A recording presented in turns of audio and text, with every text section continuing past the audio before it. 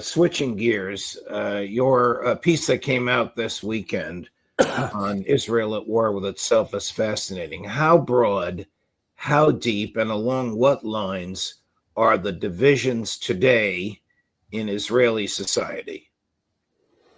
Well, they're very bitter, and they're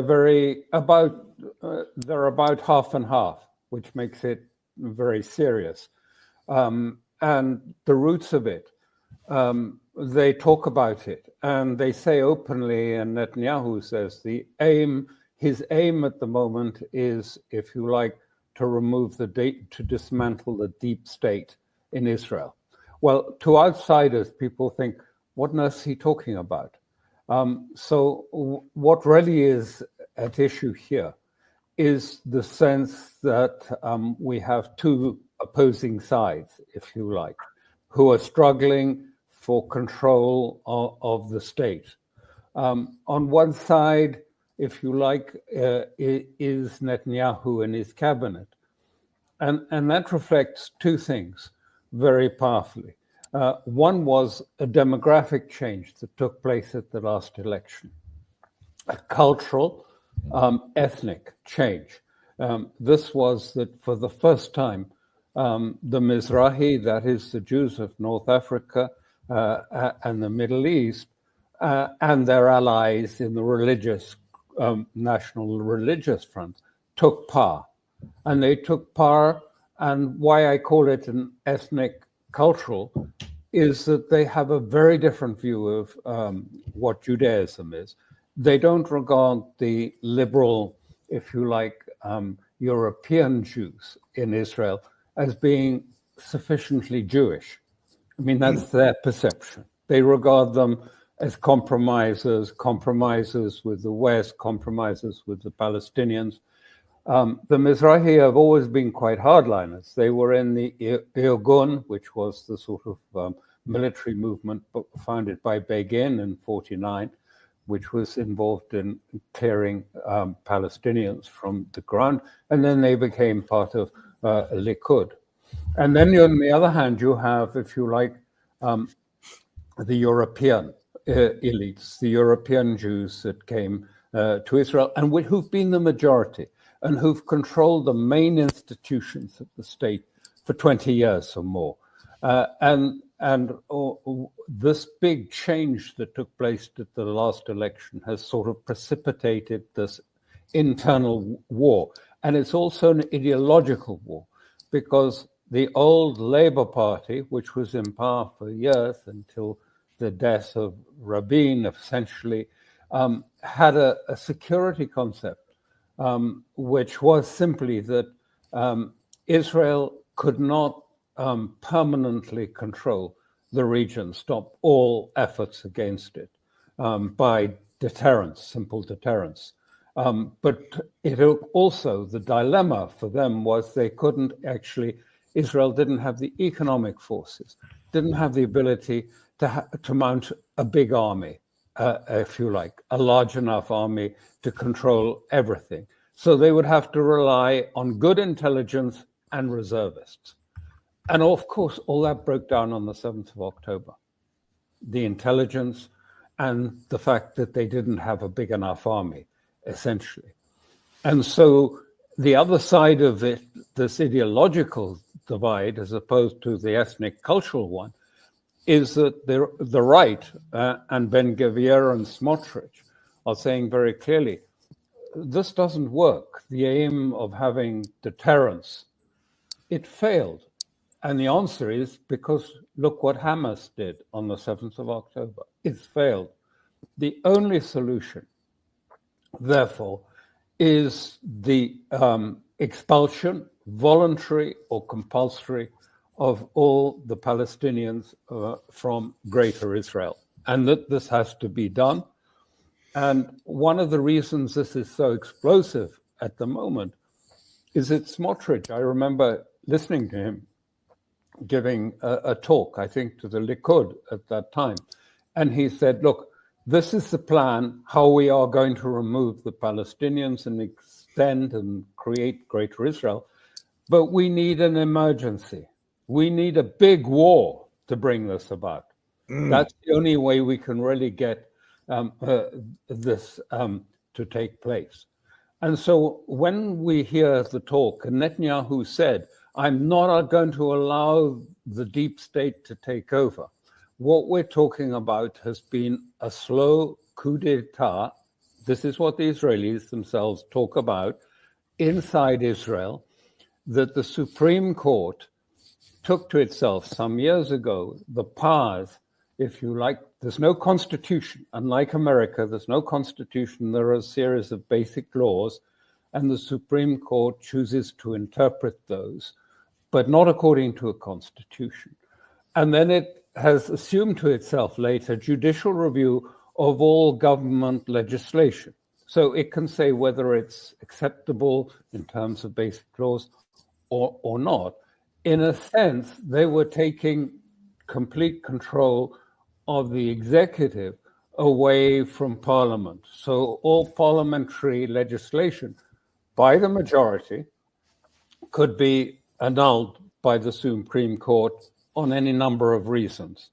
And this was what was said to be, if you like, from the point of view of the opposition, this was the deep state, because at that time, of the Supreme Court judges, 14 were Ashkenazi, 1 was Mizrahi. So it was seen as, if you like, the European liberal secular state taking control and stopping the legislation coming from the people who had just won the election and wanted to implement their agenda. And that it had the other aspect was that the Supreme Court controlled the prosecutorial system, and therefore could accuse people of crimes and send them to prison or leak the details to the press. And this was again called the Israeli deep state. Now it's coming to a head, and I don't know if it'll explode Israel, but the Prime Minister, Netanyahu, has announced that on Wednesday, he is going to dismiss the head of Shin Bet. Shin Bet is like the FBI, the security service. And Ronan Bar is the head of it, and he intends to sack Ronan Bar this Wednesday. And he has been told by the Attorney General, you can't do that without actually showing the legal basis that you intend to sack the head of Shin Bet, and suggesting there's a conflict of interest because Shin Bet is investigating, if you like, Netanyahu's government for this, what is called the Gattagate criminal affair, whereby Gatta is alleged to have paid money through intermediary companies to 3 members of Netanyahu's private, if you like, his political team. 3 members are alleged to have been paid off by Gatta, the state of Gatta. This is being investigated by the Shin Bet, but Netanyahu says he's now going to sack the Shin Bet. The Attorney General says you can't do that, and she and the minister, the Justice Minister, says no to the Attorney General. Actually, the law says quite clearly the head of Shin Bet is at the disposition of the government, can be sacked at any time by the government. You don't know the law. And now it's being proposed that the Attorney General be sacked. And this has brought Israel to the crux. What happens if Netanyahu goes ahead and sacks the head of the security service? The Attorney General complains and disagrees with it, and it ends up at the Supreme Court, and the Supreme Court says to the Prime Minister, no, you can't do this. It's not allowed. We won't accept this. And he just goes ahead and does it. This is the crux of it.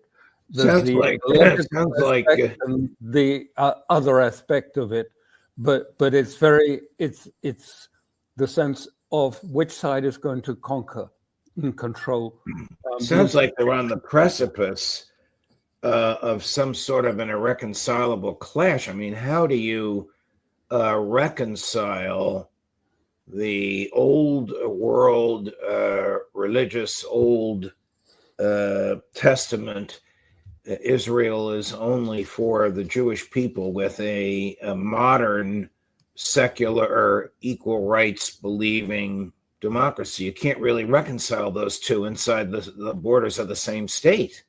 No, and really that's the only way, and that's the only way they see it. That's why Smotrich says, to actually complete our project and take control of the institutional structure of Israel, we need either an emergency or a big war.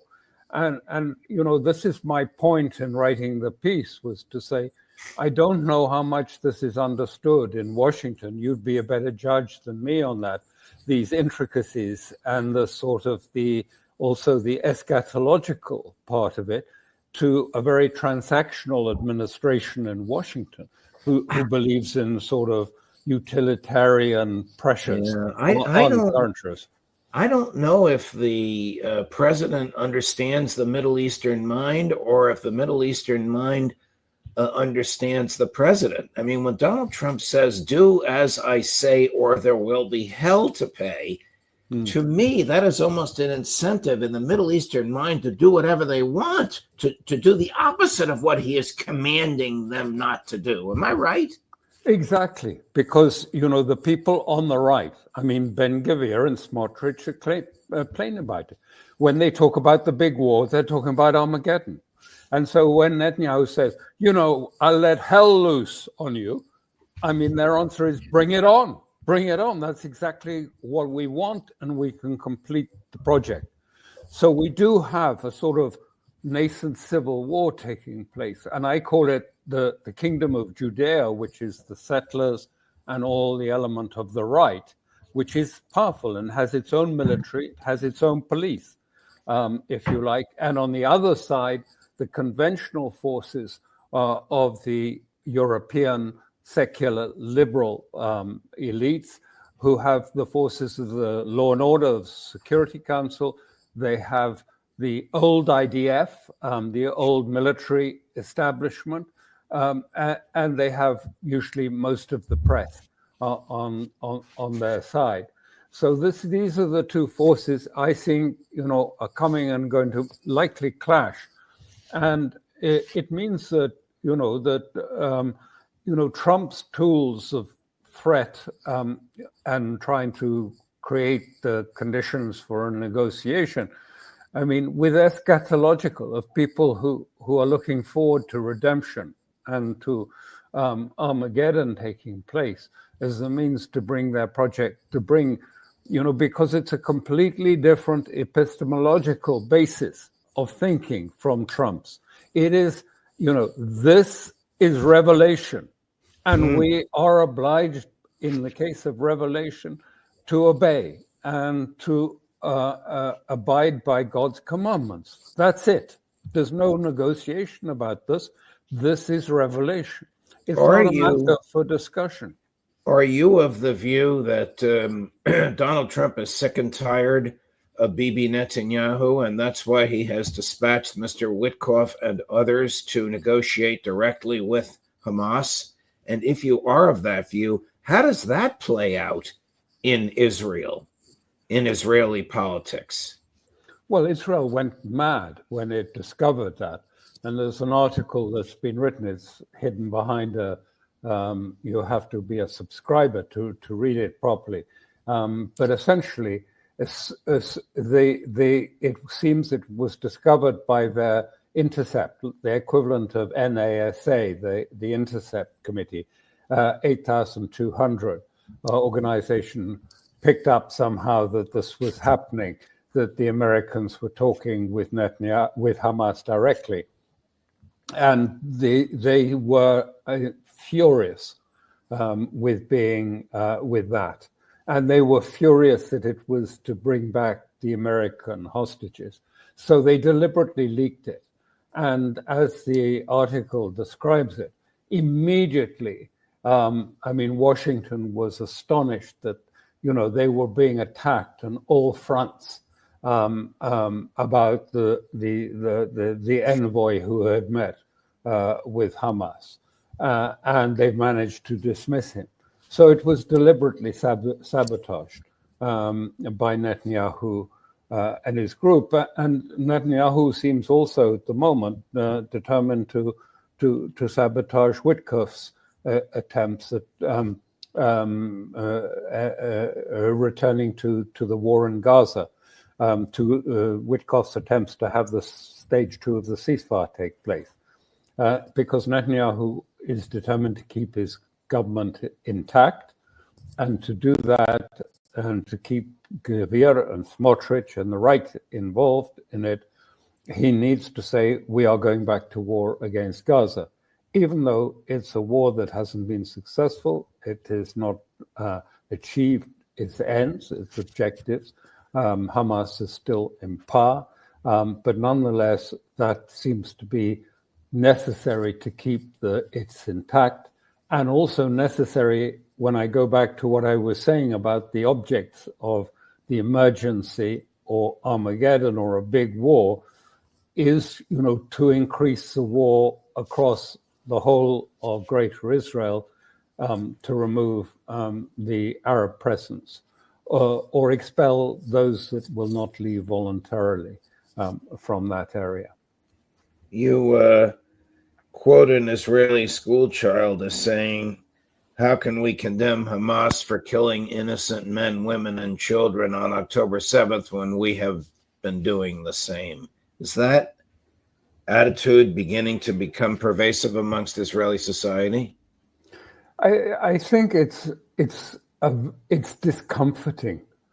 It is more than discomforting. It is creating amongst some, amongst others, absolutely not.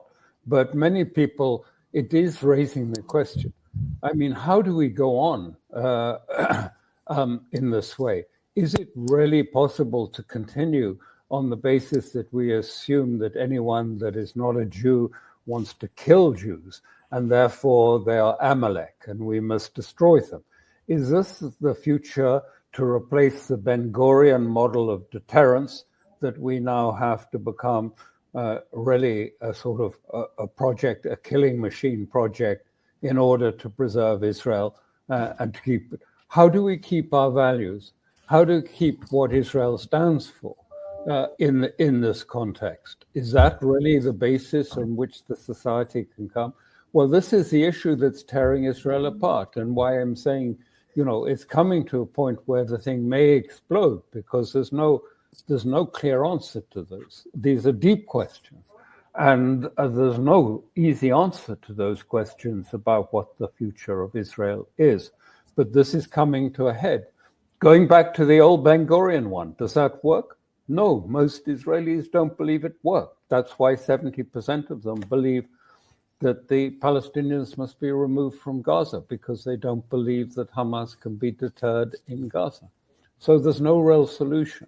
And this is why we are close to, if you like, internal conflict in Israel. And at a time when the region is really, dry tinder and can explode in many different places at this point. We'll see what happens after the recent assaults in Yemen that took place over the weekend. Alastair Crooke, thank you, my dear friend.